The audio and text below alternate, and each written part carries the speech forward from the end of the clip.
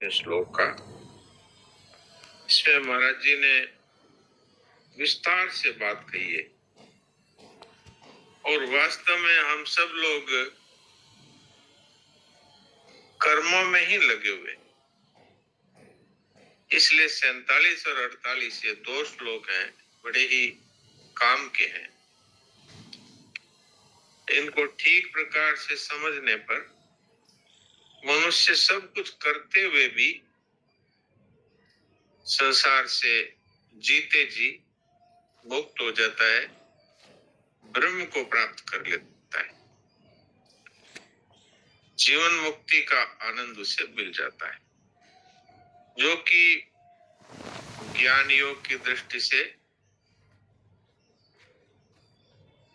आत्म तत्व का साक्षात्कार करने के जो उपाय हैं, उनके द्वारा जो कुछ मिलता है वो सेवा रूप ये जो कर्म योग है, इसको करने से प्राप्त हो जाता है।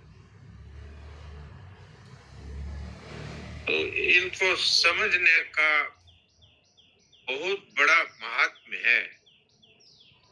तो इसमें जितने भी प्रश्न हो वो करने चाहिए, और हम सब लोग कर्मों में लगे हुए हैं, तो कर्मों में सिद्धि की प्राप्ति होना अर्थात स्वरूप का बोध हो जाना कर्मों के द्वारा, ये बहुत कम मिलता है। शास्त्रों में तो ऐसी ऐसी बातें कह दी गई है, और आप जितने भी बड़े बड़े विद्वानों के प्रवचन सुनेंगे, उनमें भी कर्मों के द्वारा सिद्धि की बात बहुत ही कम मिलती है। और भगवान ने तो आज से 5000 से ज्यादा वर्षों पहले द्वापर के अंत में भी ये बात कह दी थी कि ये कर्मयोग रूपी जो विज्ञान है ये लुप्त प्राय हो गया है। अब 5000 कुछ वर्ष पहले ही लुप्त जैसा था, अर्थात एक प्रकार से लोग इसके विषय में नहीं जानते थे अथवा इसका आचरण नहीं करते थे। तो अब तो कितना समय गिर गया है, पर ये महाराज जी ने इसका इतना विशद और समझ में आने योग्य विवेचन किया है कि अगर हम चाहें तो बहुत शीघ्र जिस परिस्थिति में हैं, जो कार्य कर रहे हैं, चाहे भले नौकरी कर रहे हैं कि व्यापार कर रहे हैं कि घर का काम कर रहे हैं कि खेती कर रहे हैं, जो कुछ भी कर रहे हैं अपने वर्ण धर्म के अनुसार, वो करते हुए हम परमात्मा की प्राप्ति कर सकते हैं। तो विशेषता से तो कल इस विषय में बात हुई थी, और आज महाराज जी ने इसमें 4 बातें जो बताई है, एक बार वहीं से शुरू हुआ ये, और महाराज जी ने इसमें जो मार्मिक बात है, इसके अंत में ये बात कही है कि इस श्लोक में भगवान का ये तात्पर्य मालूम देता है। ये प्रश्न संख्या 130 के दाहिनी तरफ का सबसे ऊंचा, सबसे पहला पैरा है। इस श्लोक में भगवान का ये तात्पर्य मालूम देता है कि परिवर्तनशील वस्तु, व्यक्ति, पदार्थ, क्रिया, घटना, परिस्थिति, अवस्था, स्थूल सूक्ष्म कारण, शरीर आदि के साथ साधक की सर्वथा निर्लिप्तता होनी चाहिए। इनके साथ किंचन मात्र भी किसी तरह का संबंध नहीं होना चाहिए। ये है इस श्लोक का एक प्रकार से तत्व है। क्योंकि अगर हमारा वस्तु, व्यक्ति, परिस्थिति, घटना अथवा शरीर के साथ यदि हमारा संबंध रहेगा, हम इसमें लिप्त रहेंगे अर्थात इसको अपना मानेंगे, तो वास्तव में हम कर्मयोग का सही आचरण नहीं कर पाएंगे। क्यों कि ज्ञान योग की दृष्टि से तो ये असत है, और अभी कर्मयोग का प्रसंग चल रहा है। इस दृष्टि से ये सब कुछ हमें मिला है और बिछड़ जाएगा, अर्थात संसार से मिला है और बिछड़ जाएगा। इसलिए जो कुछ भी मिला है प्रारब्ध से हमको, उसको केवल दूसरों के लिए, दूसरों के हित की दृष्टि से और बदले में कुछ न चाहने के साथ किया जाए, तब ये सर्वथा निर्लिप्तता होगी। क्योंकि जिन कर्णों के द्वारा किया जा रहा है वो भी संसार के हैं, और जो वस्तु, व्यक्ति, पदार्थ इत्यादि मिले हैं वो भी सारे संसार के हैं। तो इसमें अपने लिए कुछ भी चाहना, ये तो बेईमानी हुई ना।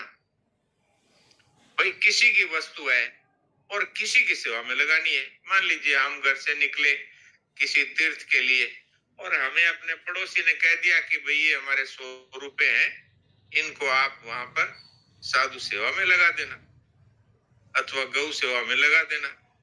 और हमने वो 100 रुपए वहां लगा दिए और फिर हम उसका फल चाहेंगे, तो बेईमानी हुई। बिल्कुल यही बात है कि हमें जो कुछ भी मिला हुआ है वो दूसरों को देने के लिए मिला है, प्रारब्ध से जो कुछ मिला है, और अपने लिए न तो इसकी आवश्यकता है और न अपने लिए इसका कोई लाभ है। क्योंकि वास्तव में हमें जो प्राप्त होगा वो सदा रहने वाला परम तत्व है, उस वो प्राप्त होगा, और उसके लिए इन सब चीजों की कोई आवश्यकता नहीं है।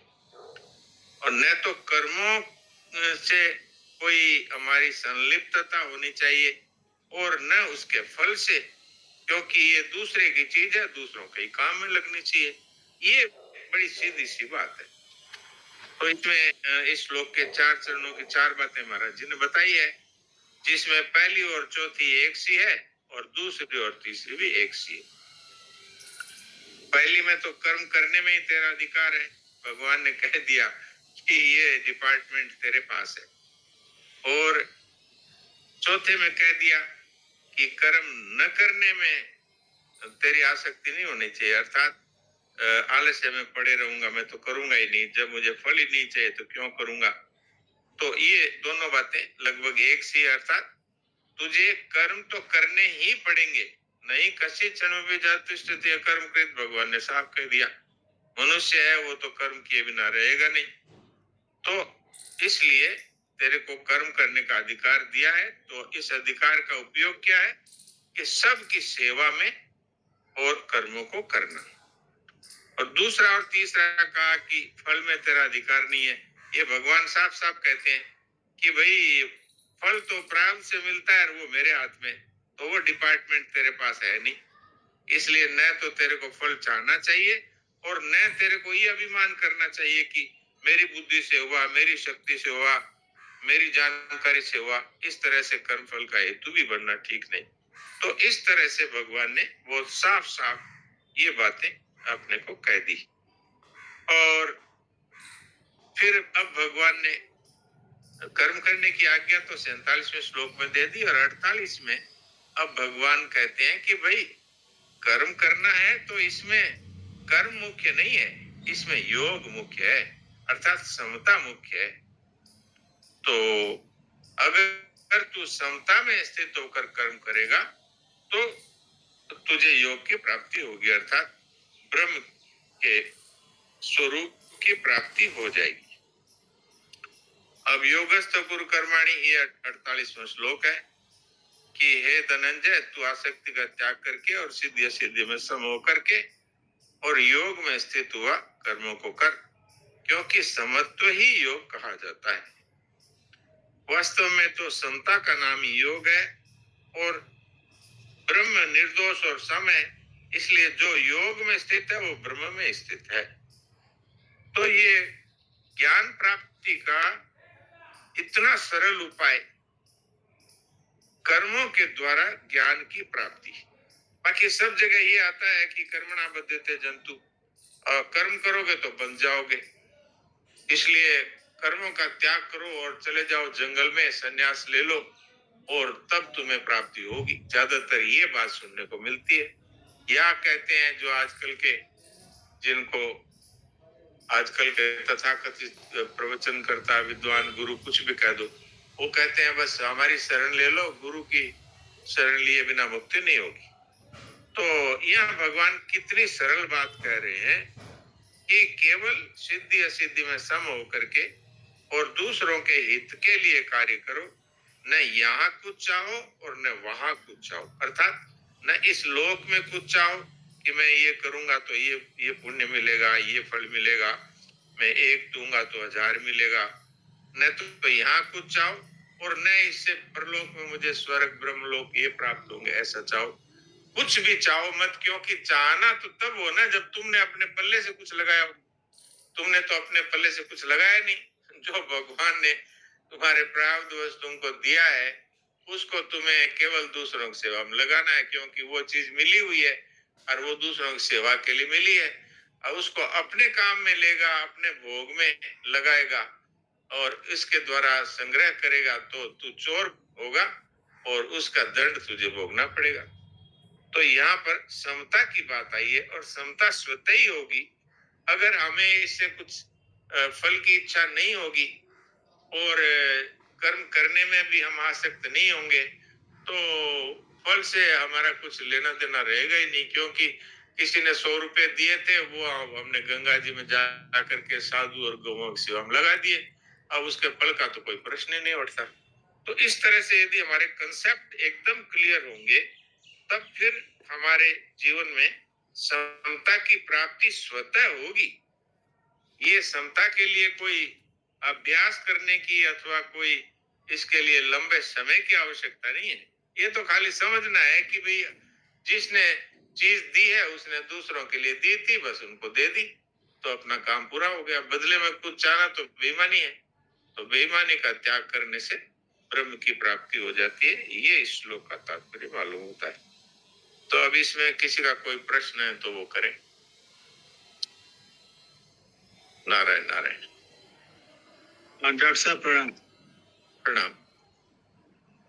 भगवान के द्वारा दी हुई या प्रकृति के द्वारा मिली हुई जितनी भी सामग्री है, समय समझ सामग्री सामर्थ्य जो भी है, इसका तो समता में हो करके उपयोग कर ले रहा है। लेकिन ये जो शरीर भी इस चेतन ये साधक को जो अपने होने पना स्वरूप है, चेतन स्वरूप साधक, इसको शरीर मिली हुई है। ये शरीर को भी अपना न मान करके इसको भी उसी सामग्री के साथ जोड़ करके ही कर्मयोग कर सकता है ना? हाँ बिल्कुल, ये क्योंकि ये भी तो प्रारब्ध से मिला है, इसलिए यह महाराज जी ने कहा है स्थूल सूक्ष्म कारण शरीर किसी के साथ भी सद का संबंध नहीं है। क्यों नहीं है कि ये भी मिला वही है ना। आपको क्या है, आपका क्या है बताइए, और आपको चाहिए क्या? आपका स्वरूप तो निर्लिप्त है। और वह जो मैं कहता हूं अगर कोई निर्लिप्त अपने को न भी माने, ज्ञानियों की बात यहाँ न भी करे, तो मिली हुई चीज को किसी की सेवा में लगाने के लिए दिया गया है। अब उसको उसका फल चाहना ये कितनी विचित्र बात है कि मेरी बुद्धि से किया है, मैंने अपने शरीर से शक्ति से किया है, मेरे पास इतना सामान था इसलिए मैंने किया है। इस तरह करना तो ये बेईमानी हुई ना। बेईमानी को छोड़ देने से ही ब्रह्म की प्राप्ति हो जाती है। यहाँ पर हम चाहे ज्ञानियों को नहीं लाए, बिल्कुल प्योर भक्ति योग की बात कर, प्योर कर्मयोग की बात कर। जी डॉक्टर साहब, ये बात हमने उठाया था एक स्वार्थ से, शरीर वाला। तो जरा सा 129 पृष्ठ पे चले, जरा सा 129। हाँ जी 129 कौन से साइड में? बाएं साइड में लिखा है दूसरी बात। अच्छा, दूसरी बात, जितने भी कर्म होते हैं वे प्राकृत पदार्थों और व्यक्तियों के संगठन से ही होते हैं, और पदार्थों और व्यक्तियों के संगठन के बिना स्वयं कर्म कर ही नहीं सकता। अतः इस संगठन के द्वारा किए हुए कर्म का फल अपने लिए चाहना ईमानदारी नहीं। यही मैंने आपकी सेवा में बात रखी कि बेईमानी का फल ही बंधन। मेरा यही कहना है कि व्यक्तियों के संगठन के बारे में थोड़ा सा खुलासा कर दीजिए। हाँ, ये तो बहुत ही कॉमन बात है। देखिए, अब जैसे कोई अध्यापक स्कूल में पढ़ाता है तो वो ये समझता है कि वो मैं बहुत बड़ा कार्य कर रहा हूँ, देखो मैं इतने विद्यार्थियों को शिक्षा दे रहा हूँ। कोई उससे ये पूछे कि तू जन्मा था तब तेरे के पास शिक्षा थी क्या? अच्छा, तो सबसे पहले माता पिता ने शिक्षा दी, उसके बाद तू स्कूल में गया, वहां पर अध्यापकों ने तुझे शिक्षा दी, फिर उसके बाद में ये स्कूल किसी ने बनवाया, और फिर यहाँ पर तेरे को नौकरी किसी ने दी, और तू अब यहाँ आकर के अभिमान करे कि मैं बहुत बड़ा विद्वान हूँ और मैं अपनी बुद्धि से सबको पढ़ा रहा हूँ। तो सारा कार्य तो संगठन से हुआ है, शुरू से लेकर अब तक। तो इस संगठन की चीज को अपना मान करके और अभिमान करना अथवा उसका फल चाहना, ये तो ईमानदारी नहीं है ना, ये तो बेईमानी है। जी बिल्कुल बिल्कुल। संसार में जो कुछ भी हम करते हैं, अब जैसे मान लीजिए मैं अस्पताल में काम कर रहा हूँ, तो अस्पताल किसी ने बनाया है, मेरे को शिक्षा किसी ने दी है, और ये जो बुद्धि का विकास हुआ है वो किसी के द्वारा हुआ है, और भगवान ने जो कुछ दिया है वो दिया है। और मेरा क्या है, यहाँ कुछ भी नहीं है। आपका नाम भी तो आपका नहीं था। आप जब पेट में थे तो क्या नाम था आपका, और क्या आपका वर्ण था? हम ये अभिमान करते हैं, मैं ब्राह्मण हूँ, मैं क्षत्रिय हूँ, मैं वैश्य हूँ, मैं शूद्र हूँ। ये सब क्या है? ये सब दिया हुआ है। जो दिए हुए को अपना मान करके और उसका अभिमान करना, इसी का फल है ये जन्म मरण, बेईमानी का फल। जी बहुत बढ़िया। तो इसके पीछे डॉक्टर साहब मेरा लक्ष्य यही था कि व्यक्तियों का, समाज का, पदार्थ का सबका हिस्सा निकाल दिया जाए, तो अपने पास कुछ मांगने के लिए बचेगा ही नहीं कि हम इस हद से मांग सकते हैं कि हमको फल चाहिए। जी यहाँ तो बिना संगठन के कुछ होता ही नहीं। आपके पास में क्या है? आपके पास में तो क्रिया करने भी सामर्थ्य नहीं है। नहीं है। हमारा जो वास्तविक स्वरूप है वो तो अक्रिय है। जितने भी अपने को औजार मिले हुए हैं, सब मिले हुए हैं और छिन जाते हैं। कोई कहते मिले हुए हैं, इसका क्या प्रमाण है? तो ये सब छिन जाते हैं। जो बचपन में जो सुनने की शक्ति थी वो आज नहीं है, जो देखने की शक्ति थी वो आज नहीं है, जो चलने फिरने की शक्ति थी वो आज नहीं है। तो ये तो दिया है और ले लिया जाएगा।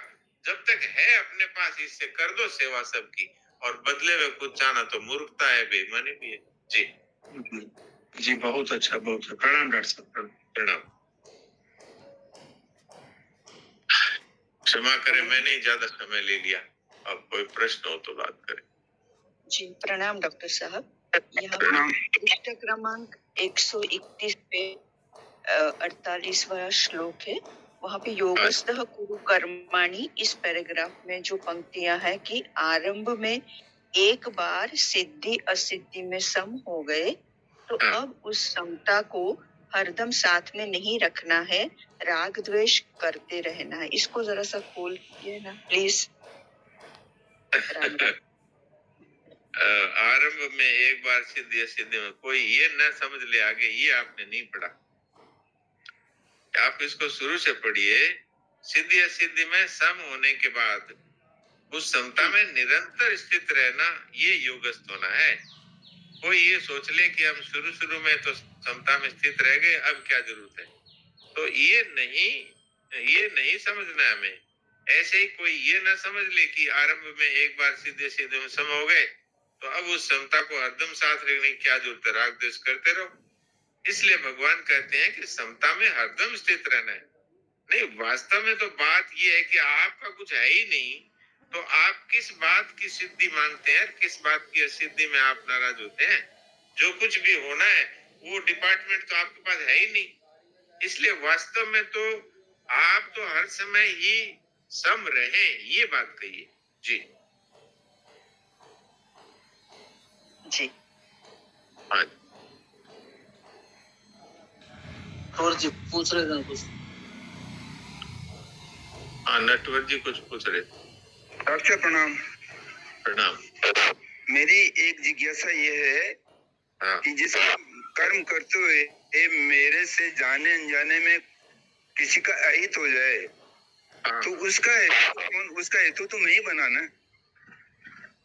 हाँ, अगर आपने किसी का अहित किया है तो शरीर के साथ एक होकर के और धन संपत्ति और संग्रह के साथ एक होकर के और बुद्धि और बल के साथ एक होकर के किया है, इसलिए वो तो फल आपको भोगना ही पड़ेगा। लेकिन उसका भी एक उपाय है, बताएं? बताइए ना डॉक्टर साहब।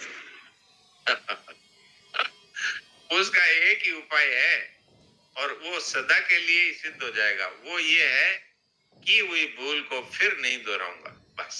अब भगवान सारा माफ कर देगा। अब और कोई उपाय भी नहीं है। आपने मान लीजिए किसी को 2 थप्पड़ लगा दिए, अब आपके पास क्या उपाय है? अब आपके पास एक उपाय तो ये है, उसको जाके उससे हाथ जोड़कर क्षमा मांग ले और फिर ये निर्णय कर ले, जिंदगी में फिर कभी मैं ऐसा नहीं करूंगा। की हुई भूल को फिर न दोहराने का व्रत लेकर और सरल विश्वास पूर्वक, वो व्यक्ति सामने है तो उससे प्रार्थना करना, और व्यक्ति अगर नहीं है तो भगवान से ये कह देना, अब मैं नहीं करूंगा। बहुत बढ़िया बात बताई डॉक्टर साहब, बहुत बढ़िया बात बताई। जी प्रणाम। डॉक्टर साहब प्रणाम। हाँ जी प्रणाम दायमा जी। हाँ, एक ये जो सुनने में भी आता है इनसे ऐसे इसी श्लोक से संबंधित, ये ब्रह्म ज्ञान उपजो नहीं कर्म दियो छिटका है। हाँ, ब्रह्म ज्ञान उपजो नहीं कर्म दियो छिटका है, तुलसी ऐसो सहज नरक में।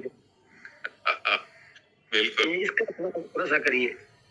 ये तो बिल्कुल सीधा सीधा ही है कि मन में सोच लिया मैं आत्मा हूँ और कर रहे हैं भोग और संग्रह, तो मन में ज्ञानी बन गए कि मैं तो ब्रह्म ज्ञानी हूँ, क्योंकि मेरे को पता लग गया कि आत्मा ही सत्य है और संसार सब असत्य है। तो अब क्या है, मुझे कर्म करने की क्या जरूरत है? मुझे न पूजा पाठ करना है, न कोई दान पुण्य करना है, न कोई मंदिर जाना है। मेरे को तो आत्मज्ञान हो गया। तो ऐसी आत्मा है वो नरक में चली जाती है, क्योंकि भोग और ऐश्वर्य में आसक्त है। नाम तो नहीं लेना चाहिए, लेकिन आजकल के बहुत सारे प्रवचन करता है वो इसी श्रेणी में आते हैं, क्योंकि भोग और संग्रह में फंसे हुए हैं। मान बढ़ाई पूजा आरती इसी में अपनी पूजा करवाते हैं, अपनी ये सब करवाते हैं, तो वो सब वहीं जाएंगे और उनके चेले तो वहीं जाएंगे जहाँ गुरुजी जाएंगे। जी। बहुत सुंदर, बहुत सुंदर जी, बहुत बढ़िया। जी जी प्रणाम प्रणाम डॉक्टर साहब। प्रणाम।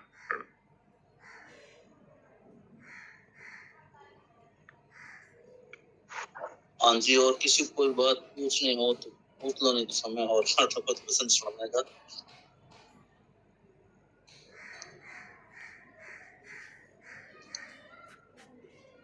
हाँ जी डॉक्टर साहब। हाँ बोलो सुनील दास जी, बोलो। हाँ बोलिए। महाराज जी, ये तो हम लोग को लग रहा है कि पूरा कल्याण हो गया महाराज जी, और कल्याण हो गया, और ये हम एक तरफ से मान रहे हैं हम हुआ कल्याण हो गया, ये एक तरफा है क्या? भगवान की तरफ से भी है? भगवान की तरफ से तो पहले से ही हम भगवान के ही भीतर विराजमान हैं। रोम रोम प्रतिराज ही कोटि कोटि ब्रह्मांड। तो भगवान के एक रोम में करोड़ों करोड़ों ब्रह्मांड पड़े हैं। तो ये जो पृथ्वी है ये भी उसी ब्रह्मांड में ही है। तो हम भगवान के अंदर ही विराजमान है। हमने नहीं मान रखा है कि हम शरीर में विराजमान है, संसार में बैठे हैं, इसलिए हम इसको अनुभव नहीं कर रहे हैं। अगर अभी स्वीकार कर ले कि हमारी स्थिति हर समय परमात्मा में ही है और ये शरीर और संसार है, इससे हमारा न कभी संबंध था, न है, न हो सकता है, तो अभी अभी मुक्त है। जन्म मरण फिर किसका होगा? जो भगवान के अंदर विराजमान है उसका जन्म मरण होगा? नहीं महाराज नहीं। हाँ, तो चाहे आप सेवा से भगवान में समा जाएं और चाहे आप असत संसार से संबंध तोड़ करके ममता कामना अहंता छोड़ करके भगवान में समा जाएं, और चाहे आप भगवत शरणागत होकर के भगवान में समा जाएं, है तो वो इतनी ही बात। उसमें कोई तप जप और कोई बहुत बड़ा साधन और वर्षों तक कुछ करने की आवश्यकता नहीं है। अभी अभी स्वीकार करें, ये बेईमानी और मूर्खता ये छोड़नी है बस। और ये मनुष्य शरीर के सिवाय और कहीं छोड़ नहीं सकते। जी जी, यही मनुष्य शरीर का लाभ उठा लेना है और क्या। और इसमें देरी का कोई काम नहीं है। हमारे दिमाग में एक बात घुसी हुई है कि हजारों हजारों वर्षों तक मुनि तपस्या करते थे, वो चीज हमको ऐसे कैसे मिल सकती है? और वो तो कोई बड़े बड़े महापुरुष, बड़े महात्मा, बड़े वैराग्यवान जो गुफाओं में वर्षों तक घुसे रहते हैं, उनको ये तो प्राप्ति होती है। ये बात छोड़ दीजिए। अभी अभी प्राप्ति हो सकती है। महाराज जी ने तो ऐसी सरल सरल बातें बताई और गीता में भगवान ने यही बातें कही है। वो द्वापर का अंत हो रहा था तो भगवान ने ये सोचा कि अब कलयुग के जीव है, उनसे ये तपस्याएं लंबी होगी नहीं, तो इनको ऐसी बात बता दो कि बस स्वीकार करा और कल्याण। तो ऐसी बातें गीता में भगवान ने कह दी। जी प्रणाम महाराज, प्रणाम प्रणाम।